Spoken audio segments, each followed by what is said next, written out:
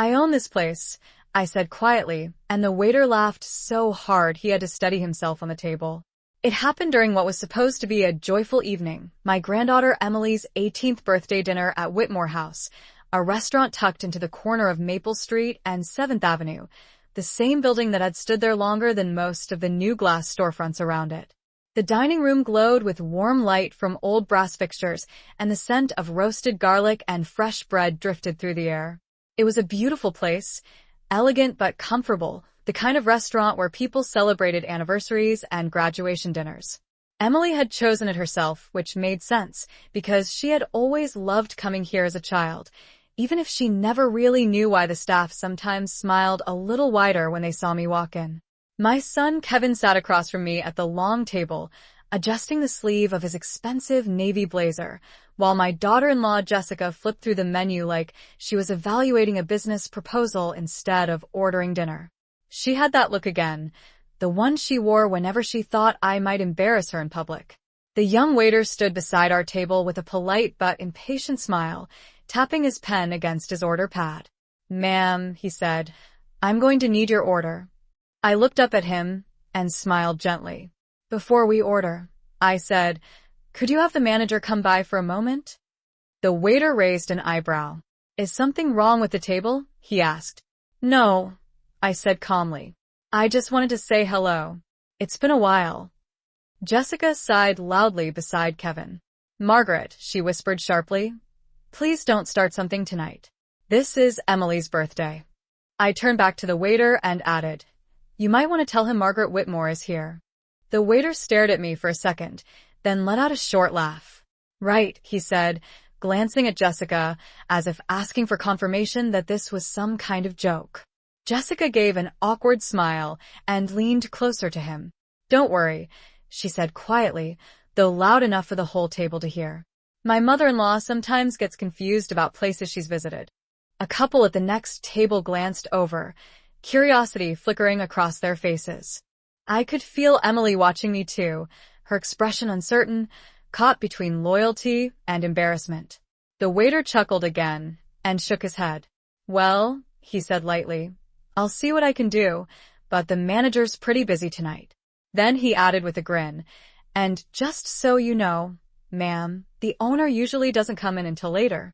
I folded my hands neatly on the white linen tablecloth and met his eyes with the same calm smile. "That's all right," I replied softly. "You can still tell him I'm here." The waiter walked away still smiling, and Jessica leaned back in her chair, letting out a breath as if she'd just survived a small crisis. "Honestly, Margaret," she muttered, "why would you say something like that?" Kevin avoided my eyes, pretending to study the wine list, and across the table Emily fiddled with the ribbon on her birthday gift bag. Around us the restaurant buzzed with conversation and clinking glasses, completely unaware that in just a few minutes, the entire room would grow very quiet. The waiter's laughter lingered in the air even after he walked away, like a small echo that refused to disappear. I sat quietly at the table, my hands still folded over the white linen cloth, watching the gentle flicker of candlelight in the center of the table. The restaurant had not changed much over the years. The wooden beams above us were the same ones my husband had insisted on restoring instead of replacing. The deep mahogany bar along the far wall still held the same polished shine. Even the large clock above the entrance ticked with the same steady rhythm I remembered from decades ago. It was strange how a place could remain so familiar while the people inside it slowly forgot the story behind it. Jessica leaned closer to Kevin and spoke in a voice that she clearly believed was quiet enough, although every word reached my ears. "I told you we should have gone somewhere else," she whispered. "Now everyone thinks something is wrong with her." Kevin sighed softly, the kind of sigh people make when they want a situation to disappear without having to deal with it. "Just ignore it," he replied. "She will calm down once dinner starts." Emily shifted uncomfortably in her chair beside me. She had always been a thoughtful girl, and I could see the conflict in her expression. "Grandma," she said gently, "are you feeling all right tonight?" I smiled at her and nodded. "Of course I am, sweetheart. I am exactly where I want to be." Around us, the restaurant continued its usual rhythm. Glasses clinked together in quiet celebration. A couple near the window laughed over a shared dessert. A family across the room leaned close together as a server carried out a small cake with candles glowing on top. It was the kind of warm, comfortable atmosphere that people paid good money to experience, and I had always believed that was the secret to a successful restaurant. Not just the food, but the feeling people carried home after they left. Jessica tapped her menu against the table, her patience clearly thinning.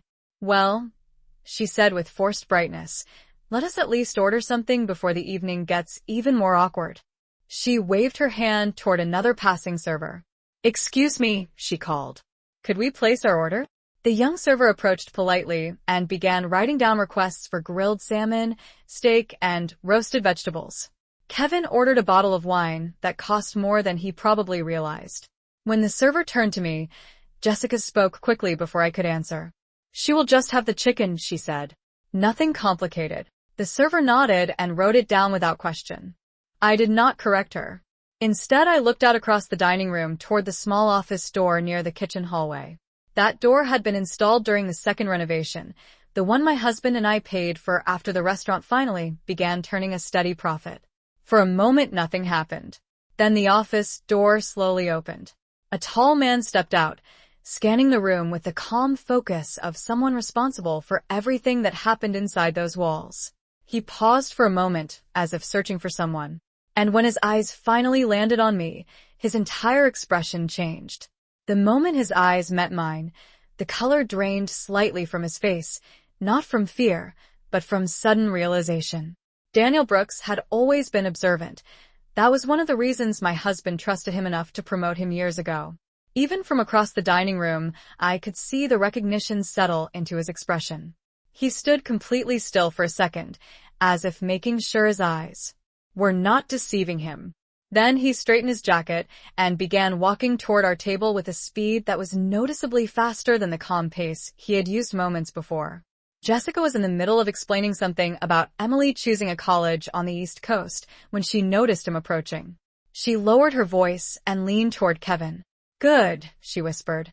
"Maybe now someone will explain to your mother that she cannot just claim to own a restaurant." Kevin nodded slightly, still avoiding my eyes. Emily looked from Daniel to me, with quiet curiosity. She had always been more perceptive than the rest of them. Daniel reached the table and stopped beside my chair. For a brief moment, he simply looked at me, and the warmth in his expression made the years between us disappear. "Mrs. Whitmore," he said, his voice sincere and slightly breathless. "I cannot believe it has been so long since we have seen you here." The conversation at our table stopped immediately. Jessica blinked in confusion. Kevin slowly lowered his glass. Emily's eyes widened with interest.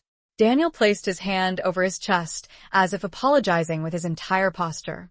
"I am terribly sorry," he continued, speaking clearly enough that the nearby tables could hear him. "No one informed me that you had arrived. If I had known you were here, I would have come out immediately to greet you." Jessica let out a small, awkward laugh, clearly trying to regain control of the moment. "Oh, that is very kind of you," she said quickly. "But there must be some mistake. My mother-in-law was just joking earlier." Daniel turned his head slowly toward her, his polite smile fading into a look of mild confusion. "Joking," he repeated. Jessica nodded and gestured toward me as if presenting evidence. "She told the waiter she owns the restaurant," she said with a nervous chuckle. "We were trying to explain that she does not." For a brief second, Daniel did not respond. He simply looked at her, then at Kevin, and finally back at me. The quiet pause that followed felt heavier than the entire noise of the restaurant around us. I could see the realization forming behind his eyes, the moment when he understood exactly what had happened before he arrived. Then he exhaled slowly and turned back toward the dining room floor where the young waiter was now standing frozen beside the service station. Daniel lifted one hand and gestured for him to come closer. The waiter approached cautiously, the earlier amusement completely gone from his face. Daniel looked at him, then spoke in a calm voice that carried clearly through the nearby tables. "Before anything else tonight," he said, "you should understand something very important." He stepped slightly to the side so that the waiter, Jessica, Kevin, and half the room could see me clearly where I sat. "This woman," Daniel continued with quiet respect, "is Margaret Whitmore." She and her late husband built this restaurant from the ground up more than 40 years ago. And she does not just visit this place. He paused briefly, letting the words settle into the silence around us. She owns it. For a moment, the entire table became completely still, as if the air itself had stopped moving. The young waiter blinked several times, clearly trying to process what Daniel had just said. Jessica's smile slowly faded from her face, the confident expression she had worn all evening dissolving into quiet disbelief. Kevin looked from Daniel to me, and then back again, his mouth slightly open but no words coming out. Emily was the only one who did not look shocked. Instead, she leaned forward in her chair, her eyes wide with curiosity, as if a long-forgotten story had suddenly come back to life. Around us, the nearby tables had grown quieter as well. Conversations lowered to soft murmurs, and a few curious glances turned toward our table. Daniel remained standing beside me with the same respectful posture he had shown from the moment he arrived. The young waiter swallowed nervously. I did not realize, he said, his voice noticeably softer than before. Daniel gave him a calm nod. That is all right, he replied evenly. Most people who come here today do not know the full history of this place. Jessica shifted uncomfortably in her chair and let out a small, forced laugh. Well, that is surprising, she said slowly, trying to sound amused rather than embarrassed. Margaret never mentioned owning a restaurant. I turned my head slightly toward her and smiled gently. You never asked, I said quietly. Kevin rubbed the back of his neck, still looking unsettled. Mom, he said carefully, you mean you really own this place? Daniel answered. Before I could respond, Mrs. Whitmore and her husband purchased this building more than 40 years ago when it was nothing more than an empty corner diner, he explained calmly. At the time, most people thought the business would close within a year, but they rebuilt it piece by piece. As he spoke, I could almost see the old memories rising again. The cracked tile floors that my husband insisted on replacing himself. The first set of wooden tables we bought from a closing cafe 2 towns away. The long nights when we stayed until 2 in the morning planning menus and calculating costs at the small office desk that still sat behind the kitchen hallway. Daniel continued speaking, his voice steady and respectful. Every beam you see above us was restored during the first renovation. Mrs. Whitmore supervised most of that work personally. A few guests nearby listened openly now, their curiosity no longer hidden. The young waiter stood quietly with his order pad in his hands, clearly wishing he could go back 10 minutes and choose his words more carefully. Emily looked at me with new admiration in her eyes. Grandma, she said softly, you never told me any of this. I reached over and gently touched her hand. You were always more interested in the desserts than the business side of things, I said with a warm smile. Jessica looked down at the tablecloth, smoothing the fabric with her fingertips as if trying to erase the last few minutes. The confident tone she had used earlier was completely gone now. Kevin finally met my eyes, the realization settling slowly across his face. For years they had assumed I was simply an aging widow who spent quiet afternoons at home. And now, in the middle of a birthday dinner they believed they controlled, they were discovering just how little they actually knew about the woman sitting across from them. The silence at our table lingered long enough for the surrounding conversations to slowly return to life, but the atmosphere around us had completely changed.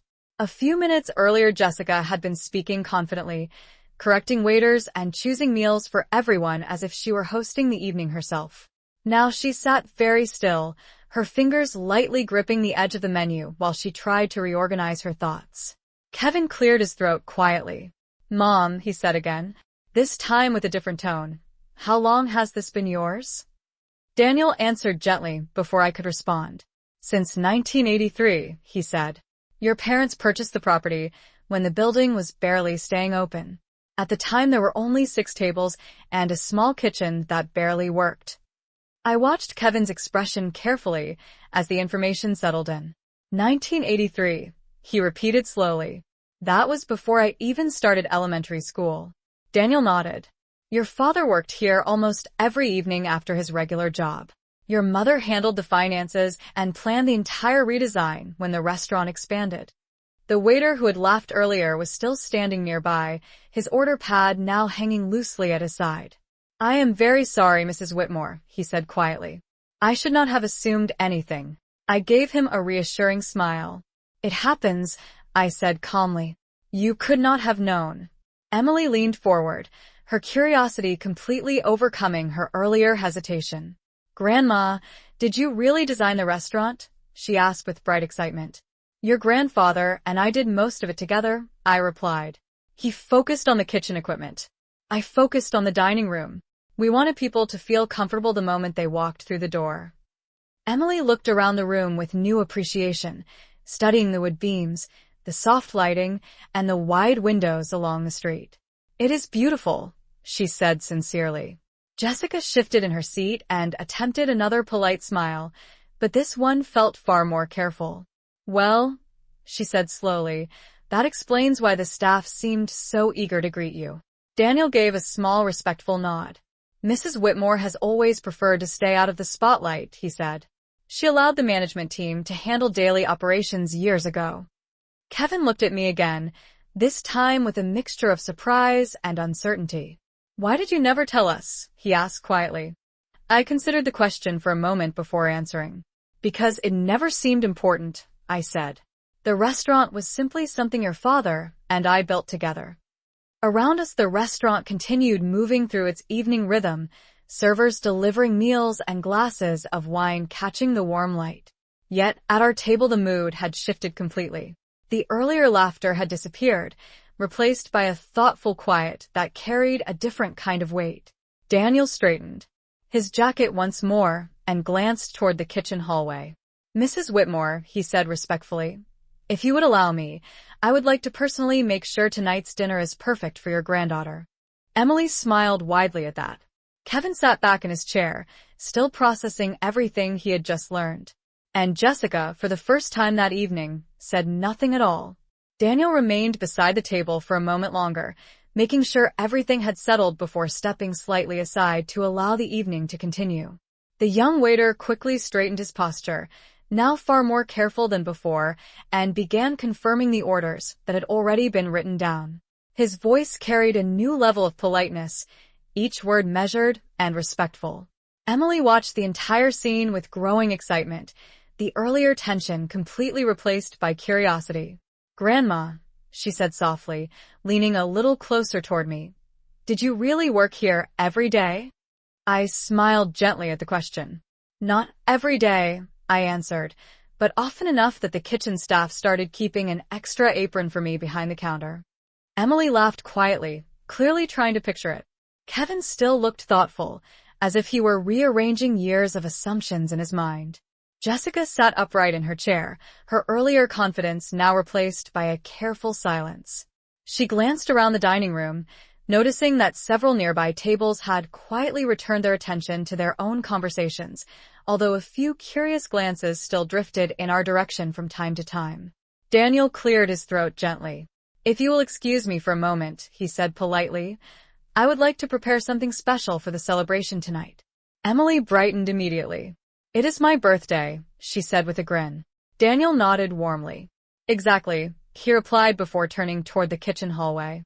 As he walked away, the waiter remained standing beside our table with a noticeably different attitude than earlier. "Mrs. Whitmore," he said respectfully, "the chef would be honored to prepare anything you prefer this evening." I shook my head lightly. "The chicken will be just fine," I replied. The waiter nodded quickly and moved away to deliver the order. For a few seconds, the table fell into a thoughtful quiet. Kevin finally leaned forward, resting his arms on the table.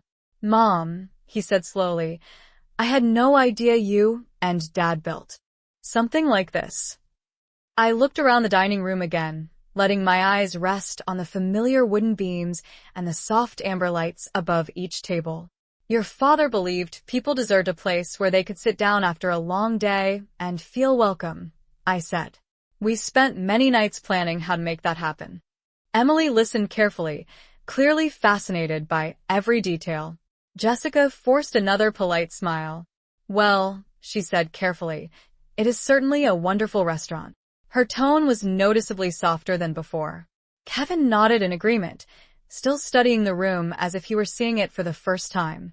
Across the dining room, the office door remained slightly open, and I could see Daniel speaking quietly with the kitchen staff. The entire restaurant moved smoothly through its evening rhythm, but at our table something had shifted in a much deeper way. For the first time in years, my family was beginning to realize that the quiet woman they had underestimated carried a story far larger than they had ever imagined.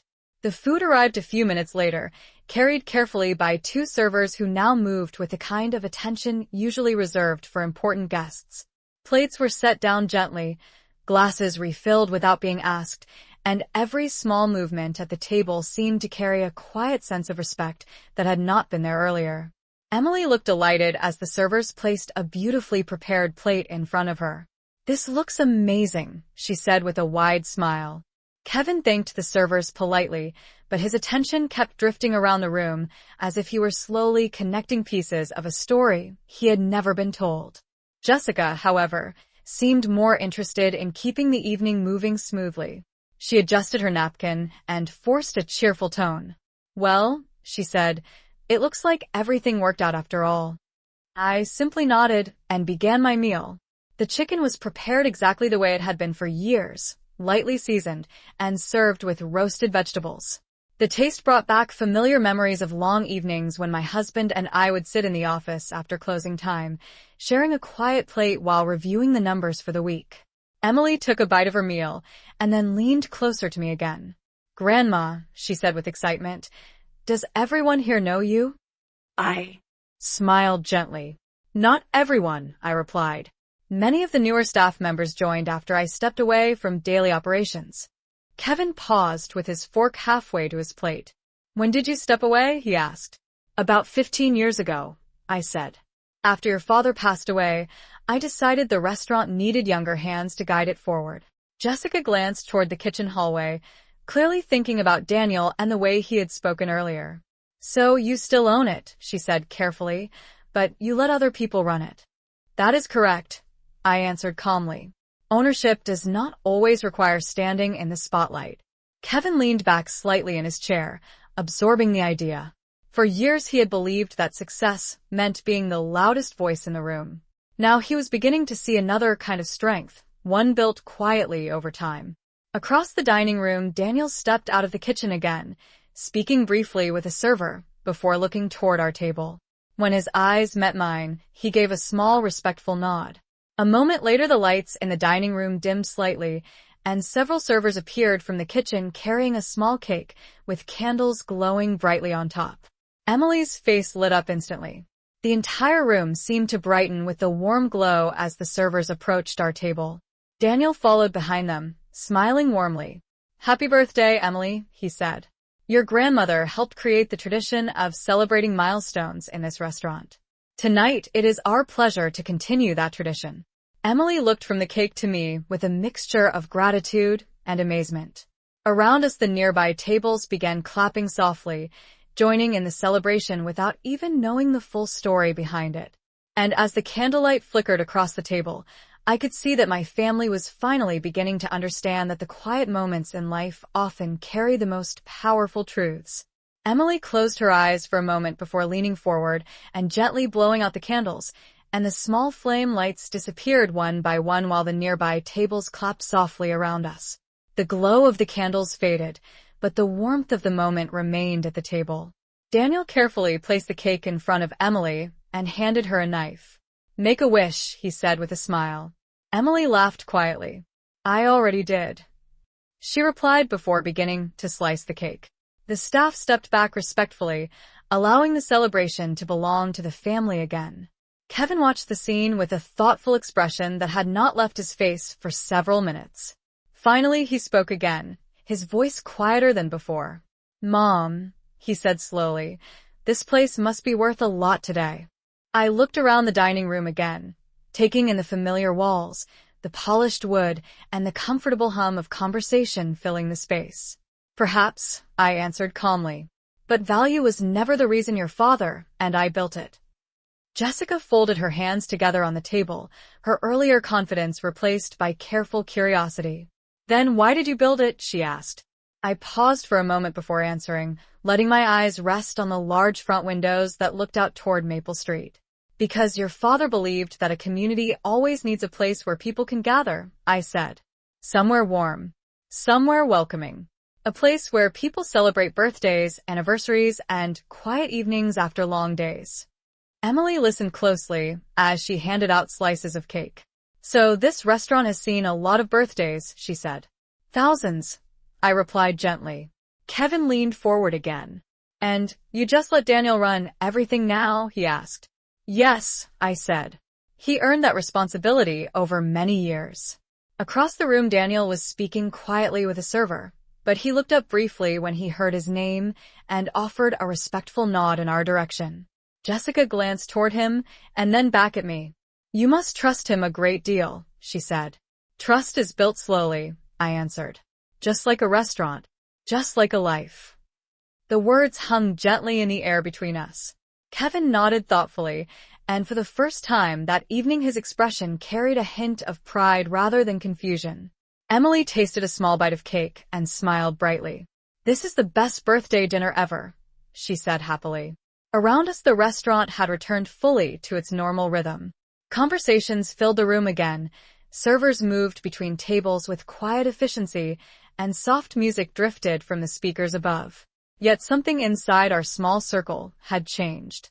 The assumptions that once filled the space had been replaced by a new understanding. Jessica finally spoke again, her voice noticeably softer.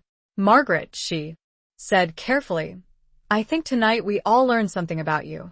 I gave a small smile and gently set my fork down beside my plate. Perhaps, I said. But the truth is, the restaurant was never the most important thing your father and I built. Kevin looked at me with curiosity. What was? He asked quietly. I met his eyes with the same calm expression I had carried all evening. A family, I answered softly. Kevin remained quiet after my words settled over the table. The soft music from the speakers above drifted through the restaurant, mixing with the gentle sound of dishes and conversation from nearby tables. Emily finished another bite of cake and leaned back in her chair, still glowing from the attention of the evening. For a moment, none of us spoke. It was the kind of quiet that felt different from the earlier tension. This one carried reflection instead of discomfort. Kevin finally rested his hands on the table and looked directly at me. I think I understand now, he said slowly. You never told us because you did not want any of this to define you. I gave a small nod. Your father and I built the restaurant with our hands and our time, I replied. But we hoped that the family we raised would be remembered for something more meaningful than a business. Jessica lowered her eyes for a moment, clearly thinking about the evening from the beginning. When she spoke again, her voice was far more sincere than it had been earlier. Margaret, she said quietly, I owe you an apology for the way I spoke tonight. I looked at her calmly, not with anger, but with the same patience that had carried me through the entire dinner. It is all right, I answered gently. Sometimes people only see what they expect to see. Kevin leaned forward slightly. We should have listened more, he said. Emily looked between us with the honest curiosity of someone who had just learned a family secret. Grandma, she said softly, are you going to keep the restaurant forever? I smiled at the question and glanced around the dining room one more time. The warm lights reflected softly on the polished wood, and the familiar scent of fresh bread drifted through the air from the kitchen. Nothing lasts forever, I said. But the things people build together can last longer than they expect. Daniel approached the table once more, carrying a small envelope in his hand. Mrs. Whitmore, he said respectfully, placing it beside my plate, tonight's dinner is taken care of. It was our honor to celebrate with your family. I looked at him and nodded with appreciation. Thank you, Daniel, I said. He gave a polite smile before returning to the dining room floor. Kevin picked up the envelope and looked at it, then shook his head slightly with a quiet laugh. I guess tonight we chose the right restaurant after all, he said. Emily giggled softly. Jessica smiled too, though this time the expression carried genuine warmth rather than polite confidence. As the evening slowly came to an end, we gathered our coats and prepared to leave. I paused for a moment near the entrance and looked back at the room once more. Dozens of conversations continued, glasses lifted in celebration, families leaning together across candlelit tables. The restaurant was alive in exactly the way my husband and I had always imagined it. Kevin walked beside me toward the door.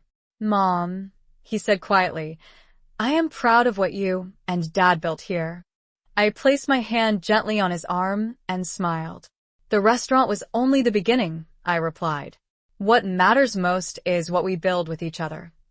And as we stepped out onto Maple Street beneath the warm glow of the streetlights, I knew that sometimes the most powerful lessons in life arrive not through arguments or explanations, but through a quiet evening where the truth simply reveals itself.